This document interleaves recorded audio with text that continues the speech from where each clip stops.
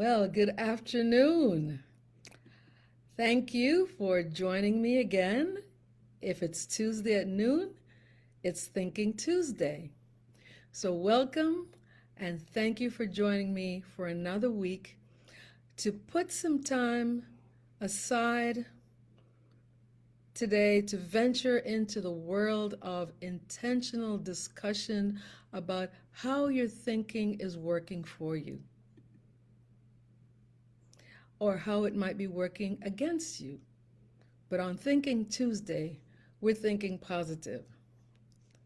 You know that our slogan here on Tuesday is Your mind is a garden. Your thoughts are the seeds, and you can grow flowers or you can grow weeds.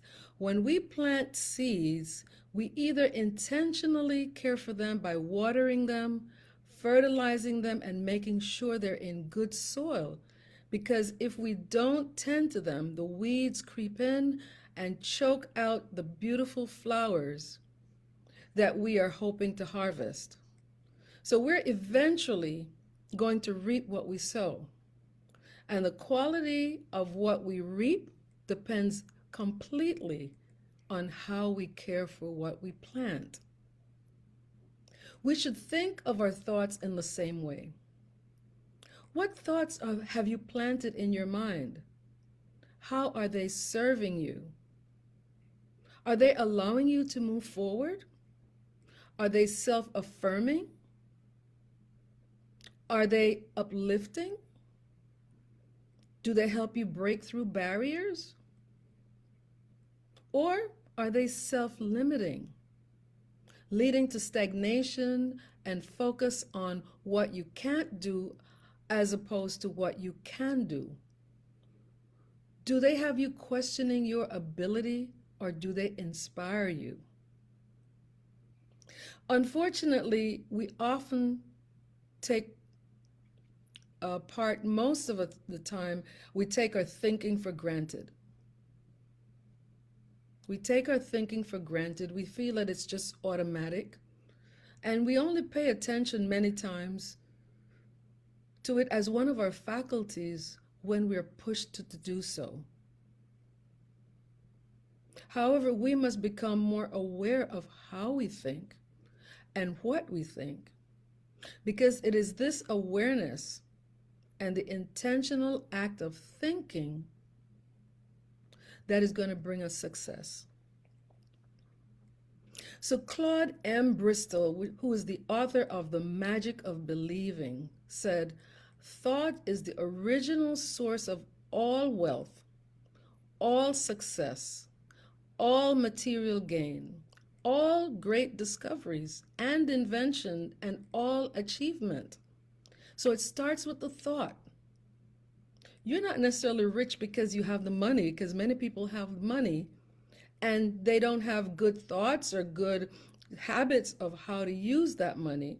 So eventually they use all of it.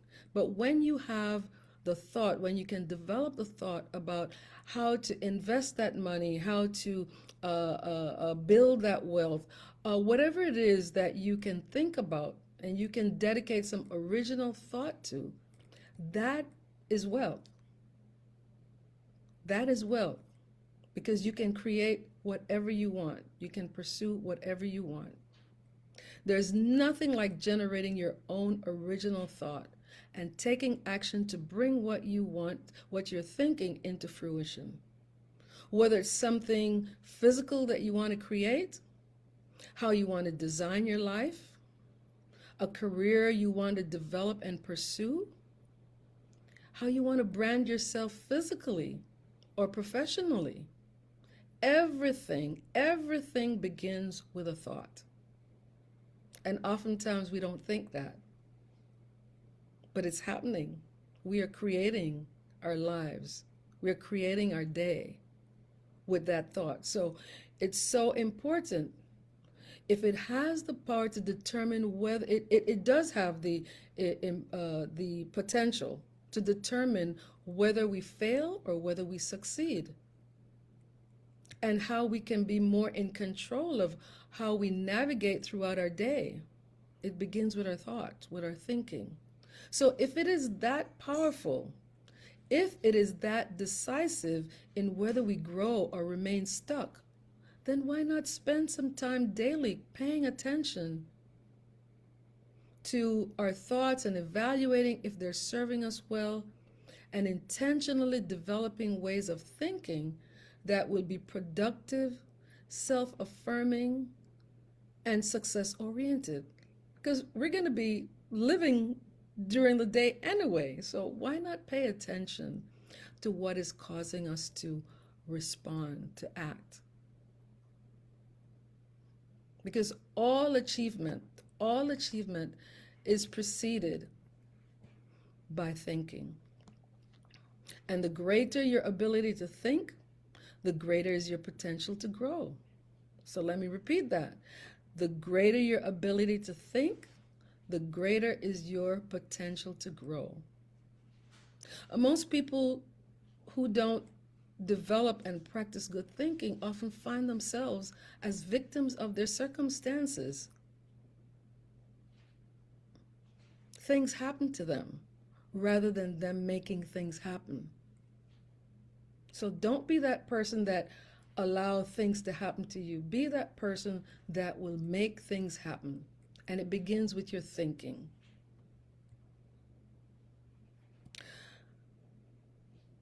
Good thinkers also have the ability to overcome difficulty because it depends on how you perceive, how you think about what's before you. And that includes lack of resources. Your ability to think is your most important resource. I'm working with a young lady now who inspires me, going through a very, very difficult time, trying to finish college on her own, giving herself, raising the bar very high. She has told herself that she is going to graduate summa cum laude, and she has given herself the goal of maintaining a 4.0 GPA, which she is.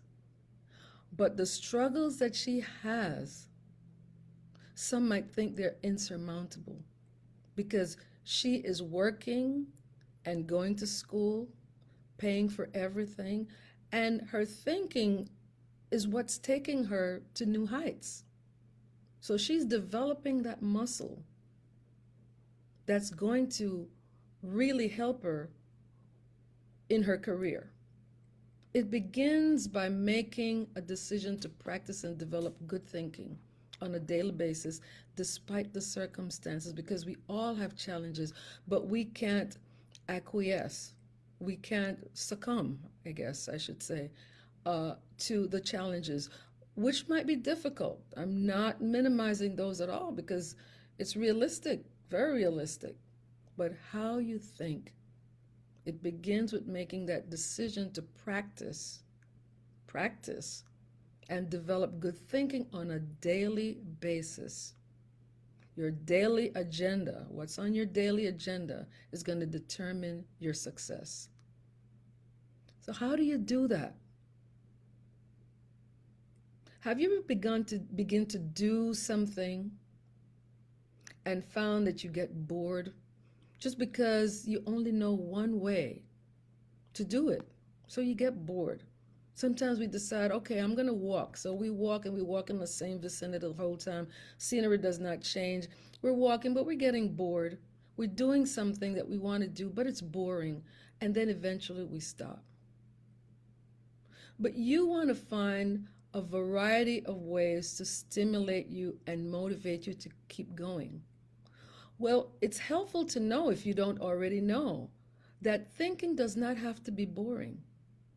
Many times people don't think. They don't want to think because they feel it's boring. What should I think about? There are a lot of things to think about. It's one of those things where we have to guide ourselves. We have to motivate ourselves. We have to be patient with ourselves when we're trying to develop a new habit. But did you know that you can pursue and develop various ways of thinking? It doesn't have to be boring.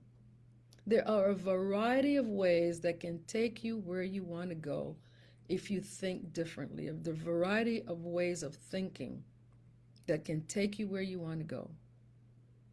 And although you might decide to focus on one that is most productive or a few that's most productive at different times in your lives, depending on what you're doing and what you're trying to achieve, because you're not going to be good in all the ways of thinking, but you might find one. You might even have one now that you find most productive, but you might want to add some more. So let me just share with you quickly, summarize some of the ways that you might consider thinking. The big picture thinking, that is thinking beyond yourself, thinking expansively, thinking holistically, not in the short term, not being nearsighted, but thinking beyond yourself. And then there's focused thinking, which is allowing yourself to minimize and remove all the distractions to allow you for clarity of thought. You don't want to have your phones ringing. You don't want the notifications on. You don't want to be stopping to talk to someone. You want to be focused. So you remove all the distractions, or you minimize them as much as possible. You tell people, listen, I'm going to be thinking now. I'm thinking about something. Please give me 5 minutes. Whatever you need to do to allow yourself to be focused in your thinking. It helps for clarity of thought. And then there's creative thinking. That allows you to think expansively, use your imagination, which we as adults sometimes get rid of because we don't think about that anymore, because that's for kids. But no, our imagination is there for us to use, to utilize, to help us create. That's the main purpose of our imagination, because everything that you see around you was based on somebody's imagination. So thinking outside the box and welcoming and exploring new ideas, allowing yourself to dream, that's using your creative thinking, and that can be so exhilarating. It can be fun. And then there's realistic thinking, and that is using the facts to guide your thoughts and create some certainty, that you have data that you can call on, that you can look at to help you think realistically, to know that what you're thinking about will happen for certain, or there's a great likelihood that it will happen for certain. And then there's strategic thinking. We think strategically so that it will guide us from the present to the future. What do we know now, or what has happened in the past, that can help us to move forward, to avoid mistakes that we've made, to gain more than we've gotten? That's strategic thinking. And then there's possibility thinking, and I smile when I say that because that's one of my favorite. Possibility thinking. What would life be without thinking that things are possible? And that's the way I like to think, and I've seen it work. And that is the ability to allow yourself to be enthusiastic, to have a vision, to cast a vision and work towards it. To be enthusiastic about things that may seem impossible initially, and to enthusiastically look for solutions. I've personally tried to take can't out of my vocabulary because it doesn't serve me. And I remember when I was working as a social worker in a school, I had a club, and we called it the African American Heritage Club. And we had this idea, we talked about this idea, which came to fruition. Well, what if we travel to Africa so that we can experience more about our culture, expose other people to our culture, and get to know our brothers and sisters in Africa? And many of the kids, this was middle school and high school kids, many of the kids and their parents also would say, well, I don't think I can afford it. It's so expensive, without even knowing the price. And I would say, if you truly want to go, let's make a plan. And I said, this is not just a trip to Africa. This is an exercise in possibility thinking. And you know, over 15 years, we traveled to many places in Africa, and they saw the possibility of what could happen when you dream and when you work towards that dream and when you begin to allow yourself to think that the things that you thought were impossible are not necessarily impossible. So the students and their parents, we found ways to get them there.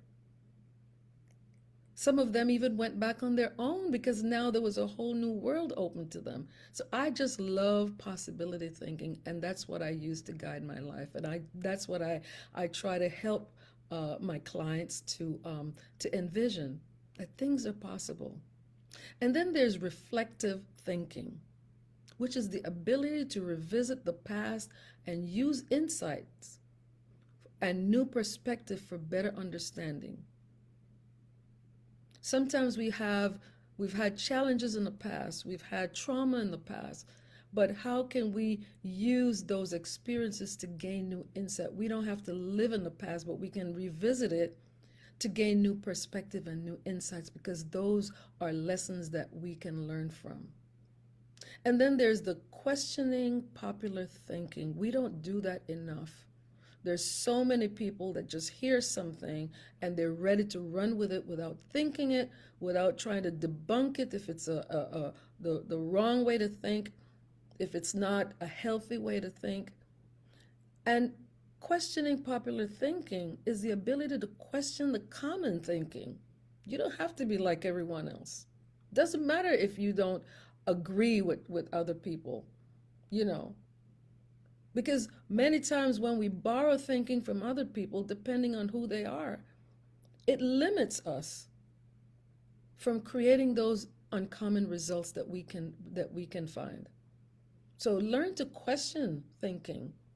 You might decide to adopt it, but don't adopt it before you question it. And then there's the shared thinking.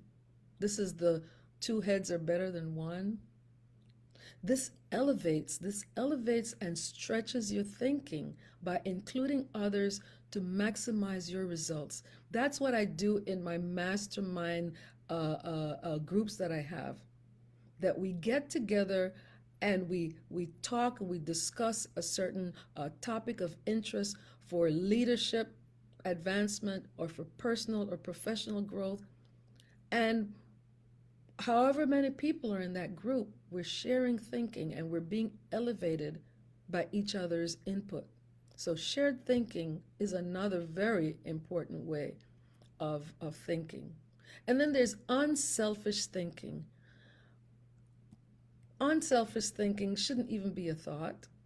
It shouldn't be a question, because we should always be thinking about the needs of others also and the experiences of others, and trying to see how can we lift others up. Collaborating with others. Because we live in a world of abundance. Unfortunately, selfish thinking leads us to think scarcity, and there's enough to go around for everyone. So unselfish thinking helps us to consider the needs and the experiences of others in the spirit of collaboration as well. And then there's bottom line thinking. Sometimes we just want to think about the bottom line. We want to focus on the results. And that's important also, because we want to know how we're spending our time, how we're spending our resources. Are they going to lead to the bottom line that we're looking for? And it doesn't mean that we don't think about anything else. It's not being selfish, but that's part of being strategic as well. What are you going to do to get the results that you want to get? So bottom line thinking is the ability to focus on the results and gain the maximum results to reap the full benefit of your thinking, the full benefit and the full potential of your thinking. So I've given you several options of ways to think. So thinking should never be boring, because there's several ways to think to get you to where you want to go. And now that you know that thinking doesn't have to be boring, and that there are all these various ways of thinking at your disposal to use whenever and however you choose, let's spend a few minutes that's left on how to develop the habit of thinking intentionally in order to design your path, your daily life, your long-term plans, and whatever goals you aspire to reach. Remember that you are the designer of your life. You're the designer of your week. You're the designer of today.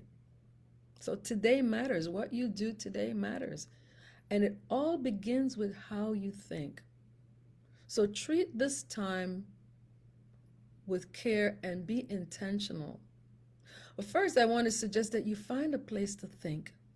Find a place to think. Know that when you go to that particular place that you've chosen, that you'll be going there with the intention of spending time to think. No, nothing else on your agenda. It's your magical place. It's your thinking space. If it's a chair, it's a thinking chair. If it's a room, your thinking room. If it's in your car, whatever place you determine is going to be your thinking space. You have designated this space because there will be no distractions. It can be any place of your choice as long as it stimulates your thinking, because that's where you're going there. You might have to sit there for a while, over a period of time. Don't think that just because you sit there, the thoughts are going to come to you, because your mind has to get used to the idea that this is a new activity, a new routine that you're developing. So don't get frustrated. Don't get impatient with yourself. Give yourself a chance, but sit there. Even if you sit there and not one thought comes to you initially, just sit there today, sit there tomorrow, sit there the following day, and know that your intention is to give yourself some time to think. And that will develop over time, maybe sooner than you thought. Secondly, set aside a designated time every day, because you want to build momentum. If you do it today and not tomorrow, and then you do it next week, no, that's not going to work. Determine when is the time that you have the most energy. For some of it, it's in the morning. For some of it, it's late at night when we've wound down from our jobs and whatever else that we're doing during the day. Determine what time of day and how many minutes, how much time you're going to devote to that. You should not veer away from this. Set aside a time when you know there will be no distractions, and set your intentions by enlisting others to help you. Because when you're trying something new, others don't know. You have to let them know. Let them know that you cannot be disturbed during this particular time, except for an absolute emergency, and hopefully there'll be none. And put away all devices that will distract you as well, like your phone, whatever it is that will be a distraction.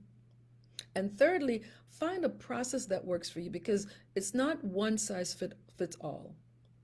What might work for me might not work for you, and vice versa. For some, it might be low music in the background, a certain view from a window. Have your pen and your pencil or your paper in hand, or your computer. Be ready if that's the process you're going to use. Use aromatherapy to set the ambiance. Scents also stimulates our thinking. Whatever works for you, as long as it works for you. I can't tell you what works for you. I know what works for me. And fourth, write your thoughts. Write your thoughts. Ensure that you will not forget them. And also provide an opportunity for you to go back and reflect on them as needed.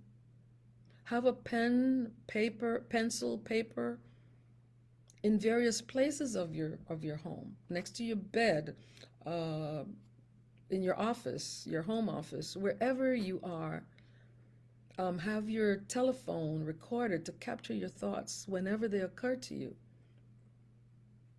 Write them while they're still hot, because they are fleeting sometimes. They're fleeting. They often have a short lifespan, or they become very unclear when you try to rely on your memory. The essence gets lost sometimes. You might just remember, it might be spotty recollection. So write them down as soon as you have them, or speak them into your phone recorder. That's very convenient as well. Fifth, do something daily. The critical thing is to do something daily to improve your thinking, because when you're building a new muscle, you have to be persistent. You have to be consistent. No matter what, do something, something to move you in that direction, to build up that muscle. You don't want to lose momentum, and you face the law of diminishing intent, because the longer you take to do something, the more likely you won't do it. So focus on the positive, gather good input, collect, make notes of good ideas and thoughts that when you hear or when you see them. Spend time with good thinkers because it sharpens your thinking. And take inventory and see whose ideas and thinking are you espousing. Because many times we talk about things and we're not even aware of where we got it from. If we got them from a good source, fine. But many times we make statements, we develop thoughts, and we share thoughts, and we don't realize that we've been taking in negativity without realizing it. And whatever you put in, take in, you're going to put out. Take inventory and see whose ideas and thinking are you espousing, are you taking in? Who are you keeping company with? Are you keeping company with good thinkers, positive thinkers, or negative thinkers? No matter what kind of goals, aspirations, or dreams you might have, no matter what obstacles you face, your ability to think, and explore new ways of thinking will give you the advantage. So think positively, surround yourself with good, positive thinkers. Do something every day so you don't lose momentum. Because thinking is the first step to changing your life. You change your thinking, you change your life. Be intentional. Use the various kinds of thinking to keep you motivated, energized, and forward moving. So you have a real exceptional resource. We all have it, and that's our thinking. And we need to use it. We need to care for it in a way that's going to benefit us. So again, I trust that this has brought value to you. I invite you to share it with someone who might benefit from it, and I can't think of anyone who would not benefit from this. Review it yourself. Review it yourself and ask yourself, am I moving in the direction of my goals and my dreams? Are my thoughts hampering the way that I am living? Are they hampering my inability to reach my goals? You owe it to yourself. So share this with someone. I invite you again to go to my website, see the services that I offer, and reach out if there are questions. I'm available to give a complimentary consultation to help you get on board with anything that you're aspiring to do. I look forward to seeing you next Tuesday at noon for another opportunity to elevate our thinking and move towards our dreams and our goals and design the life that we want. Thank you so much for joining me. Bye for now. Until next Tuesday at noon. Take care. Bye-bye now.